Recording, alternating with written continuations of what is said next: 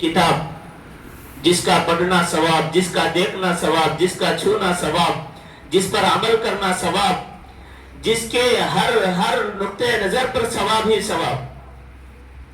اس کتاب کو اللہ رب العزت نے لوح محفوظ سے آسمانی دنیا پر بیک وقت اتارا. پھر آسمانی دنیا سے اللہ کے نبی علیہ السلام پر جو قرآن کریم اتری ہے وہ 23 سال میں پوری اتری ہے.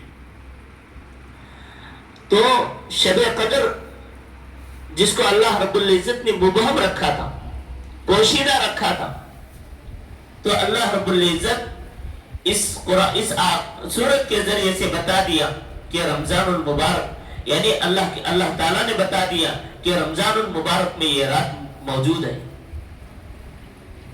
پھر اس کے بعد کی آیت میں بتا رہے ہیں وَمَا أَدْرَاكَ مَا لَيْلَةُ الْقَدْرِ. لیلۃ القدر کیا چیز ہے آپ کو معلوم ہے؟ لیلۃ القدر خیر من الف شہر. لیلۃ القدر 1000 مہینوں سے بہت بہتر ہے. 1000 مہینوں سے بہتر کس لیے، کس اعتبار سے؟ 1000 مہینے لگاؤ، خیر اس کے اوپر اللہ رب العزت ایک لفظ کا استعمال کر رہے ہیں، خیر کا. 1000 مہینے پہلے بتا دیے حساب کر کے، الف شہر 1000 مہینے، خیر من، اس سے بھی بڑھ کر اس کا کوئی انتہا نہیں ہے، وہ اللہ کے حساب میں ہے. لیکن 1000 تو طے ہے. کیسے 1000؟ عبادت کے ساتھ. جو بندہ لیلۃ القدر میں اپنے آپ کو عبادت کے ساتھ گزارے گا تو اللہ رب العزت اس کو 1000 مہینے عبادت کرنے کا ثواب اللہ تعالیٰ اس کے نامہ اعمال میں لکھنے والے.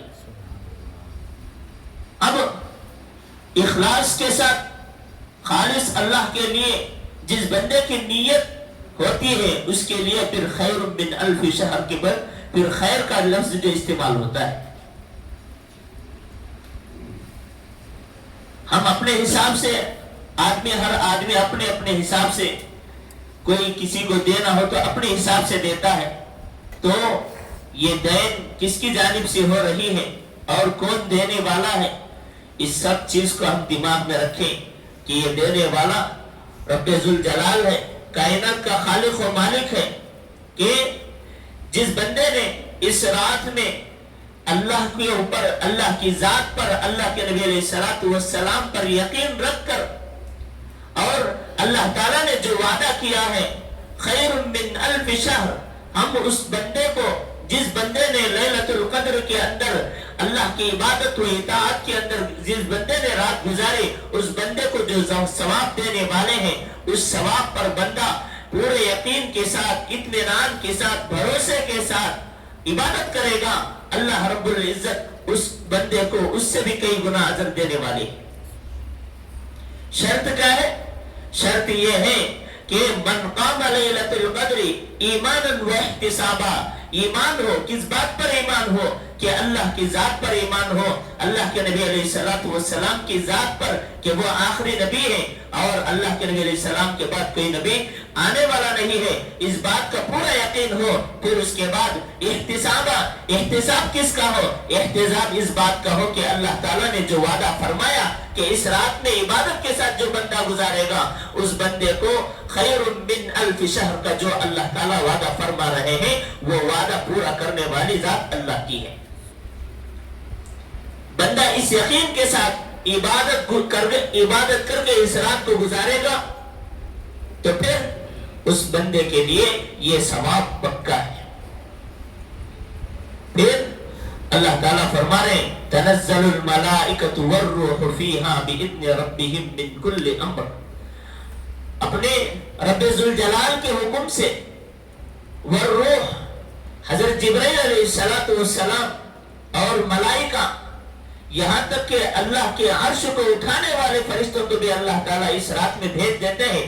میرا عرش اٹھانے والے فرشتے تم اپنا اس کام کو چھوڑ دو، جاؤ دنیا کے اندر جو بندے میری عبادت میں لگے ہوئے ہیں اس رات میں جاؤ ان لوگوں کی دعاؤں پر آمین کرو. اس رات کی فضیلتیں ہیں. اور اللہ کے نبی علیہ السلام کی حدیث ہے جو بندہ لیلۃ القدر کے اندر عبادت کے ساتھ یقین کے ساتھ اس رات کو گزارے گا، اللہ رب العزت اس کے لیے جنت میں داخلہ کر دے۔ پھر آخری جو آیت ہے تنزل الملائکۃ والروح فیہا بإذن ربہم من کل امر سلام ہی حتی مطلع الفجر، یہ جو رات ہے لیلۃ القدر والی رات، یہ سلامتی ہی والی رات ہے، اس میں کوئی خرابی نہیں۔ جو بندہ عبادت میں اس رات کو گزارے گا اس کے لیے اس رات میں سلامت ہی سلامت ہے۔ کب تک سلامت بن کر رہے گی یہ رات؟ حتی مطلع الفجر، یہاں تک کہ فجر طلوع ہو جائے گی۔ جب فجر طلوع ہو جائے گی اس رات کی فضیلت اٹھا دی جائے گی۔ میرے بھائیوں، ایک مرتبہ کا واقعہ ہے، اللہ کے نبی علیہ السلام اس رات کی تلاش میں اعتکاف فرما رہے تھے، رمضان میں وقت گزار رہے تھے۔ تو جب اللہ کے نبی علیہ السلام کو پتہ چل گئی کہ یہ وہی رات ہے جس رات کے بارے میں اللہ تعالیٰ نے یہ ساری باتیں بتائی ہیں، تو اس رات کی تعیین کرتے ہوئے کہ آج کے دن میں لیلۃ القدر ہونے والی ہے، اس بات کو بتانے کے لیے اللہ کے نبی علیہ السلام خیمے سے باہر نکلے تو لوگوں کو دیکھا کہ لوگ جھگڑ رہے تھے، ان لوگوں کے درمیان صلح کرنے کے لیے گئے، تو پھر جو بات بتانے کے لیے خیمے سے نکلے تھے وہ بات اللہ نے ان کے ذہن سے نکال دی۔ اللہ تعالیٰ نے اس چیز کو کیوں مبہم رکھا، کیوں چھپا کر رکھا؟ اللہ تعالیٰ کیا چاہتے ہیں اس سے اللہ تعالیٰ کو ہماری کوئی عبادت کی ضرورت نہیں ہے، لیکن اللہ تعالیٰ یہ چاہتے ہیں کہ میرا بندہ کامیاب ہو کر، دنیا کی ناکامی سے بچ کر، آخرت کی ناکامی سے بچ کر، دنیا میں بھی کامیاب ہو کر آخرت میں بھی کامیاب ہو کر مجھے راضی کر کے اپنی جنت کو بنا لے۔ اس کے لیے اللہ تعالیٰ نے اس رات کو مبہم رکھا ہے۔ اور ایک مرتبہ اور ایک واقعہ ہے جس میں اللہ کے نبی علیہ السلام لیلۃ القدر کو پائے، اس میں دیکھا کہ اب تو مسجدیں پکی ہیں۔ اللہ کے نبی علیہ السلام کے زمانے میں کیسی مسجدیں، کھجور کی پتیوں کی چھت ہوتی تھی، کھجور کے تنوں کے ذریعے سے پلر بنائے جاتے تھے۔ تو اللہ کے نبی علیہ السلام مسجد نبوی میں رات گزاری، تو پھر سجدے سے اٹھ کر دیکھا تو اللہ کے نبی علیہ السلام کے پیشانی پر کیچڑ لگا ہوا تھا۔ کہا کہ آج وہی رات ہے جس رات کے بارے میں اللہ تعالیٰ نے یہ فرمایا۔ ہو سکتا ہے اللہ تعالیٰ نے اسی علامت کو ہمارے سامنے ظاہر کیا بارش برسا کر۔ تو میرے بھائیوں، یہ جو رمضان المبارک کی قدردانی کرنا ہمارے ذمے ہے۔ ہم کہتے ہیں کہ رمضان مہمان بن کر آیا، نہیں، رمضان مہمان بن کر نہیں آیا، ہم رمضان کے مہمان ہیں۔ اس بات کو سمجھنا ہے۔ اگلا سال بھی رمضان آئے گا، لیکن ہم رہیں گے نہیں رہیں گے پتہ نہیں۔ ہمارے سامنے اللہ تعالیٰ نے ڈھیر سارے عبادتوں کو لا کر یہ بتایا کہ تم ان ساری عبادتوں کے ذریعے سے اپنے پچھلے سال کی گناہوں کی معافی تلافی کرو، اور اگلی زندگی ہے اس زندگی کو اپنے آپ کو اللہ کے احکام کے تابع بنا کر زندگی گزارنے والے بن جاؤ۔ یہ اللہ تعالیٰ ایک ہمیں کورس دیتے ہیں اپنے آپ کو تیار کرنے کا، اپنے نفس کو بنانے کا، اپنے خواہشات کو توڑنے کا۔ روزہ رکھ کر اللہ سے کیا چاہتے ہیں؟ روزہ رکھوا کر بندے کے خواہشات کو کٹاتے ہیں۔ جب بندہ خواہشات کو کاٹتا رہے گا تو پھر اللہ کے احکامات پر اس کے لیے جڑنا آسان ہوگا۔ جب اللہ کے احکامات پر جڑنا آسان ہوگا تو پھر وہ عادی بن جائے گا۔ جب عادی بن جائے گا تو پھر اس کے لیے دنیا کی کوئی بھی پریشانی ہو، دنیا کی کوئی کام ہو، لیکن اس کی عادت کو چھوڑا نہیں سکتی ہے۔ نہیں، ہماری کتنی ایسی عادتیں ہیں جو کسی کا باپ بھی آ کر ان عادتوں کو چھڑانا چاہے تو نہیں چھڑا سکتا۔ ایسی عادتیں ہماری زندگیوں میں، حالانکہ وہ خراب ہے۔ اچھی عادتوں کو لاؤ۔ اچھی عادتیں کیا ہے؟ راتوں میں اٹھو، اللہ سے مانگو۔ دنیا والوں سے مانگنے کے لیے راتیں رات گزار دیتے ہیں، لیکن جو دینے والا وہ پکار رہا ہے لیکن اس کے پاس جانے کے لیے ہم تیار نہیں. تو اس کے اندر کس کی کوتاہی ہے؟ ہم لوگوں کی کوتاہی ہے. اتنی آسان نہیں ہے.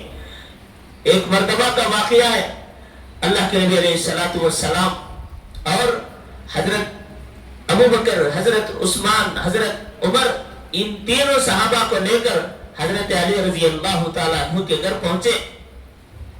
تو حضرت علی رضی اللہ تعالیٰ عنہ نے دیکھا کہ میرے یہاں ان بڑی بڑی ہستیاں آ گئی ہے، ان کی میزبانی کرنا میری ذمہ داری ہے، اور ان کے چہروں سے لگ رہا ہے کہ یہ بھوکے ہیں. تو پھر حضرت فاطمہ رضی اللہ تعالیٰ عنہ سے کہا آج ہمارے گھر میں ان بڑی بڑی ہستیاں آئی ہیں، ان کے لیے ہماری میزبانی کرنا ضروری ہے، تو اس کے لیے جلدی سے کوئی چیز ہو تو لاؤ. تو حضرت فاطمہ رضی اللہ تعالیٰ عنہ نے ایک سفید پیالی میں تھوڑا سا شہد ڈال کر اللہ کے نبی علیہ الصلوۃ والسلام کے سامنے پیش کیا. پھر اللہ کے نبی علیہ الصلوۃ والسلام نے اس تشتری کو دیکھا کہ پیالی سفید ہے، اس کے اندر شہد ہے، اور اس شہد کے اندر ایک بال پڑا ہوا ہے. تو پھر اللہ کے نبی علیہ الصلوۃ والسلام نے اس کو دیکھ کر کہا، صحابہ بیٹھے ہوئے، کہ اس کے اندر تین چیزیں، ایک پیالی ہے، سفید پیالی، اور اس کے اندر جو ڈالا گیا ہے وہ بہت شیریں ہے، اور اس کے اندر جو بال پڑا ہوا ہے وہ کیا ہے؟ بہت باریک ہے. ان تین چیزوں کو رکھ کر کوئی جو بھی اپنے لحاظ سے بات کرنا چاہے بات کرو. تو پھر اس طریقے سے ہر ایک صحابی نے اپنی اپنی بات بتائی. آخر میں یہ بات صرف یہاں تک نہیں پہنچی، صرف صحابہ کے درمیان. حضرت ابو بکر نے ایک بات، تین باتیں بتائی، حضرت عمر نے تین باتیں بتائی، حضرت عثمان نے تین باتیں بتائی، حضرت علی نے تین باتیں بتائی، حضرت فاطمہ نے تین باتیں بتائی، اللہ کے نبی علیہ السلام نے تین باتیں بتائی، حضرت جبرائیل نے تین باتیں بتائی. آخر میں اللہ رب العزت نے تین باتیں بتائی. اللہ نے جو تین باتیں بتائی ان باتوں کو بتاتا ہوں کہ اللہ تعالیٰ نے بتایا، اے محمد، یہ درمیان میں بات ہو رہی تھی تو پھر اللہ کے نبی علیہ الصلوۃ والسلام پر وحی شروع ہو گئی. جب وحی اللہ کے نبی علیہ السلام پر نازل ہوتی تو اللہ کے نبی علیہ السلام کے بدن میں کپ کپی طاری ہو جاتی اور پسینہ بہتا جاتا تھا. تو سمجھ لیا کہ صحابہ کرام نے کہ وحی نازل ہو رہی ہے. تو پھر وحی ختم ہونے کے بعد اللہ کے نبی علیہ الصلوۃ والسلام نے فرمایا، ہم لوگوں کے ہر تین بات کے بعد اللہ تعالیٰ نے بھی تین باتیں ہمیں بتا دی. وہ تین باتیں کیا ہیں؟ کہ اللہ تعالیٰ نے بتایا یہ جو پیالی ہے سفید پیالی، اس سفید پیالی سے بھی زیادہ میں نے متقی بندے کے لیے جو جنت بنائی ہے وہ خوبصورت اس سے بھی زیادہ ہے، اس پیالی سے بھی زیادہ خوبصورت ہے. اور اس کے اندر جو شہد ہے وہ اتنا شیریں ہے، اس سے بھی کئی اس کے اندر، اس جنت کے اندر میں نے جو چیزیں بنائی ہے وہ ساری چیزیں اس شہد سے بھی شیریں اور میٹھی ہے. لیکن اس جنت کے اندر داخل ہونے کے لیے اس بال سے بھی باریک اور تلوار سے بھی زیادہ تیز جو جنت پلصراط کا راستہ ہے اس پر سے گزرنا ہوگا. تو میرے بھائیوں، اتنے پتلے راستے پر ہم کیسے گزریں گے؟ اس کی تیاری کون کرے؟ تو اس لیے میرے بھائیوں، اللہ تعالیٰ نے ہمیں یہ بات بتائی ہے تو ہمیں دنیا کے مسائل ہر ایک کیا ہے، کوئی بندہ پریشان حال نہیں ہے، ایسا ہرگز نہیں ہے. ہم فلسطین کے مسلمانوں سے زیادہ پریشان حال ہیں. کیا ہم ایران والوں سے، دوسرے ممالک میں رہنے والے لوگوں سے زیادہ پریشان حال ہیں؟ ایسا ہرگز مت سوچئے. دنیا کے اندر جتنا آزاد ہم ہیں اتنا اور کہیں نہیں ہے. عبادت کرنے کے لحاظ سے، اللہ کے گھر میں آنے کے لحاظ سے جتنا ہم آسانی سے 5 یا 10 منٹ کے اندر بندہ جہاں کہیں بھی ہو اللہ کے گھر پہنچنا آسان ہے. باہر ممالک میں جاؤ، امریکہ جاؤ، لندن جاؤ، کہاں بھی جاؤ، دنیاوی لحاظ سے وہاں کی قیمت بڑی ہوگی لیکن آخرت وہاں اتنی سستی نہیں ہے جتنی یہاں سستی ہے. ایک مسجد پر جانا ہوتا تو گھنٹے گھنٹے سفر کرنا پڑتا ہے، پھر جا کر ان کو 2 رکعت نماز پڑھنے میسر ہوتی ہے. ہمارے لیے کتنا آسان، گھر بازو آزان سنائی دیتی ہے، وقت کے لیے واچ بھی ہے، ہر چیز بھی ہے، اور آنے کے لیے گاڑیاں سواریاں ہیں، لیکن ہم قدر نہیں کریں گے تو پھر اللہ رب العزت نے قرآن میں فرمایا ان الذین قالوا، اللہ نے فرمایا لئن شکرتم لازیدنکم ولئن کفرتم ان عذابی لشدید، اگر تم نے میری دی ہوئی نعمتوں کی قدر کرو گے تو میری نعمتوں میں تمہیں اضافہ کروں گا، اگر میری دی ہوئی نعمتوں کی ناشکری کرو گے، ناقدری کرو گے، اس ناقدری کا